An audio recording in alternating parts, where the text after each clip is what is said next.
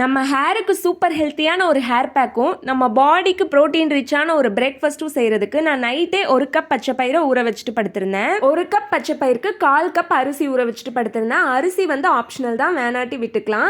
தென் ஒரு மிக்ஸி ஜாரில் நம்ம ஊற வச்சிருந்த பச்சை பயிறு, அரிசி, அது கூட கொஞ்சமாக இஞ்சி, பச்சை மிளகாய், சீரகம் இதெல்லாம் போட்டு நல்லா தோசை மாவு பதத்துக்கு அரைச்சி எடுத்துக்கிட்டேன். சைட் பை சைடு 2 கேரட்டை காய் சீவிரத்தில் சீவி வச்சுட்டு ஒரு பெரிய வெங்காயம், கொஞ்சம் கருவேப்பிலை, கொத்தமல்லியை குட்டி குட்டியாக கட் பண்ணி வச்சுட்டேன். இதை நீங்கள் லேசா முருகலா தோசை மாதிரி ஊற்றினா கூட சூப்பராக வரும். ஆனால் எனக்கு இந்த மாதிரி ஊத்தாப்ப மாதிரி ஊற்றி அதை நம்ம கட் பண்ணி வச்சுருந்தோம் இல்லையா, அதெல்லாம் போட்டு சாப்பிட ரொம்ப பிடிக்கும். அவ்வளோதான், சிம்பிள் அண்ட் ஹெல்த்தியான protein rich breakfast ready.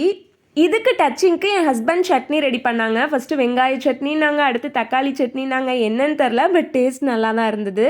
And இதுலேயே கொஞ்சம் பச்சை பயிரை எடுத்து வச்சுட்டு நான் அதை நல்லா அரைச்சி ஹேருக்கும் அப்ளை பண்ணிட்டேன். நான் முன்னாடி இருந்தே சொல்கிறது தான், நீங்கள் என்ன ஹேருக்கு அப்ளை பண்ணாலும் அது இன்டேக்காக கொடுக்கணும். அப்போனா தான் ஹேருக்கு சூப்பர் ரிசல்ட் கிடைக்கும்.